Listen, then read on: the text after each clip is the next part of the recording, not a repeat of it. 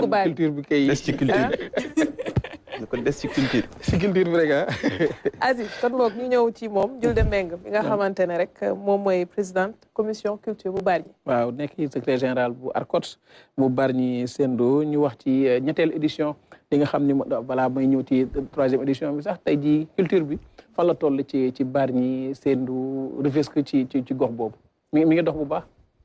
Absolument absolument avant amoon nañ comment dire problème pour exposer événements culturels yi xamante ne on le faisait et parce que aussi c'est très difficile am ngay organiser dara ñëpp fekk la si. Par contre quand tu prends l'initiative il y a tout le monde qui te félicite tout le monde qui te dit que c'est une bonne initiative mais au moment de faire le travail. gars yi ba dañuy kii. dañuy li waaj naan dañ naan la ñu ngi sa ginnaaw boo gisoo doo gis kenn. voilà loolu naan la ñu ngi sa gannaaw noo def noonu la.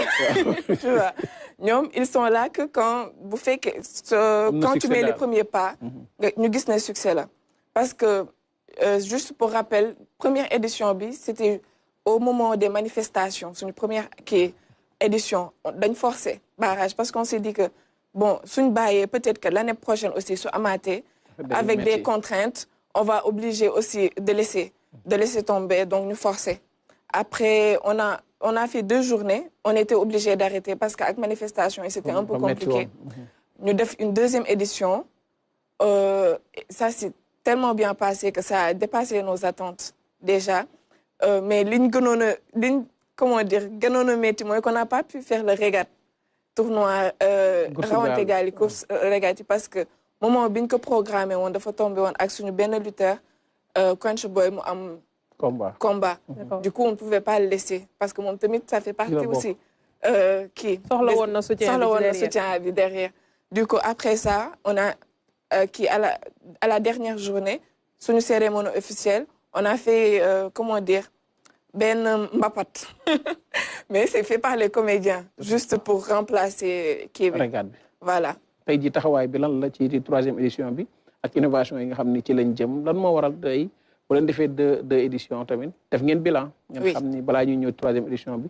bilan yooyu moo leen permettre tey jii ngeen jëm ci 3e édition bi. si bilan yi pour dire première édition bi on ne s'attendait pas à recevoir plus de 1000 personnes mais après ça a dépassé nos attentes.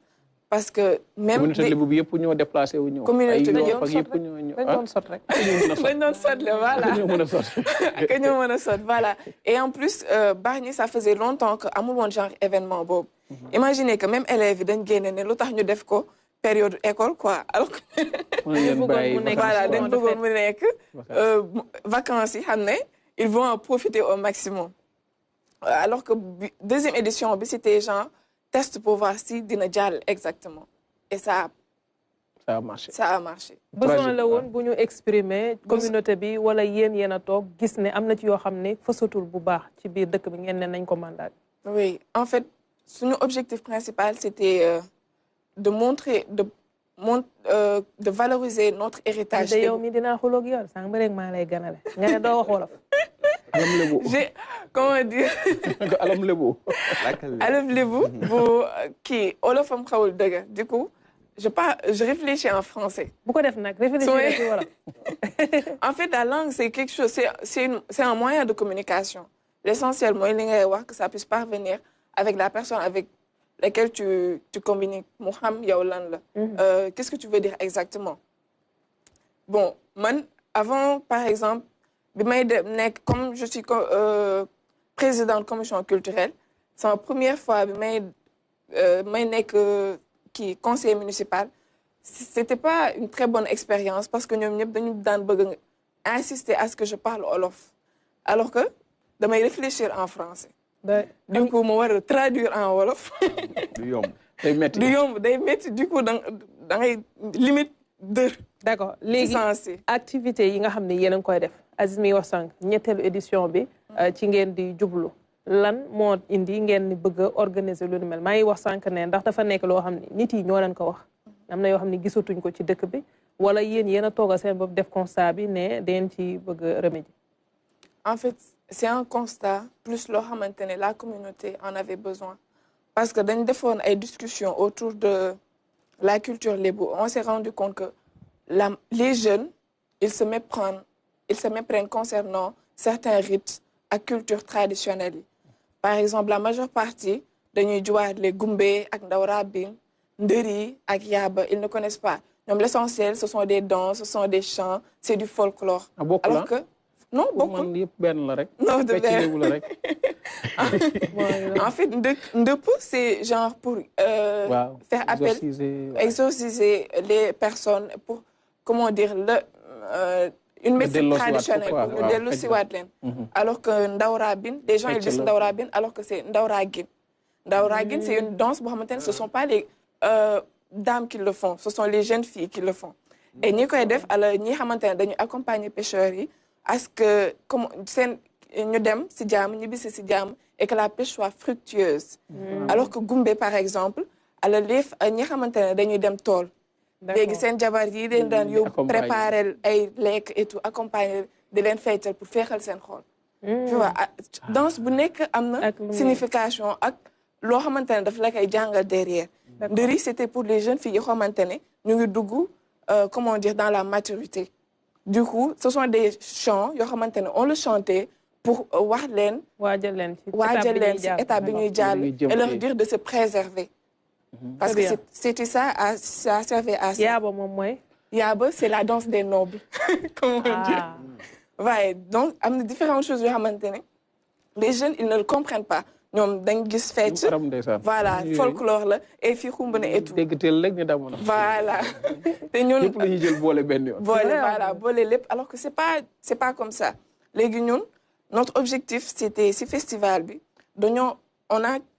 dañu def ay création théâtrale ak ay danse yoo xamante ne dañ si jàngalaate derrière c'est que il y a des échanges dans les chants dans les danses ak kii tëgg bi ñu koy tëggee waaj bi ku si nekk jox sa morom comme ça ñu xam ne danse bi c'est pas pour ça exact c'est pas luñ fogoon mais c'est pour ça aussi. Ce sont des messages. Ce sont des messages waaye ce sont des messages codés yoo xamante ne dañ ko doon lancer pour nit ñi am si jàngat. ngeen indi tam leneen mooy indiwaat ay léeb ak yëpp dañ ko xaw lu mel ne dañ xaw a bàyyi. voilà indiwaat ko ci journée yi. ci journée yi parce que ñu bëri dañ yaakaar comme par exemple ñun notre tradition s'appuie sur l'oralité. Alors que l'Occident moo indi écriture. te ñoom ñu bëri dañ yaakaar ne oralité boobu c'est pas quelque chose de bien et consort. Alors que ñoom li ñu doon man selon par exemple jàngat bi ma si am ak recherche yi ñu jot a def yëpp ñun suñuy maam dañ jàppoon ne par exemple que par exemple yow buur nga c'est pas à toi de relater l'histoire mais ñi ko fekk ñoo ko war a relater parce que dès que tu es roi yow tu as le pouvoir sur la loi tu peux dire que telle chose est une vérité alors qu'il ne l'est pas léegi pour empêcher woon loolu moo taxoon famille noble bu nekk dafa amoon ñoo xamante ne par exemple on peut dire que seen géwël lañ ñoom ñooy relater l'histoire c'est pas à toi de le faire directement et loolu lépp c'était pour éviter par exemple de déformer un peu l'histoire. Tout à fait. Et on a vu que l'histoire nous donne raison, leur donne raison. Parce qu'aujourd'hui, on a vu avec, par exemple, l'histoire, on l'écrit, c'est différent de, par exemple, de notre propre histoire. Aujourd'hui, on nous dit que voilà, nous ce qui les arrange, alors que tel n'est pas le cas. Et c'était juste pour éviter ça. Et juste pour un peu, comment dire, approfondir foofu noonu mën nañ jël exemple par exemple on nous dit par exemple que toute l'Afrique a été colonisée alors que am na yenn pàcc yoo xamante ne colonisation mosu fa egg mais ça ne nous arrange pas de le dire. dañuy wax ni Afrique yëpp daal. Afrique yëpp alors que soo demee am na ay gox-goxaat par exemple Bargny dafa bokkoon secteur boo xamante ne colons yi yegguñu fa ça ne faisait pas partie de comment dire ñi ñu coloniser looloo indi un peu. ñuy wax ne lébu yi dañ dëgër bopp ay barbares lañ ak genre yooyu noonu loolu moo indi un peu ce surnom et soo demee ci kaw par exemple ay côté Matam et consort am na ay villages jeunes yoo xamante ne colonisation yeggu fa et pourtant on ne le dit pas dañ naan ñoom ñëpp par exemple c'est même sac bi la parce qu'on parle de l'Afrique alors que des fois c'est bien et genre yi festival yi c'est une opportunité pour permettre aux jeunes de mieux connaître leur histoire.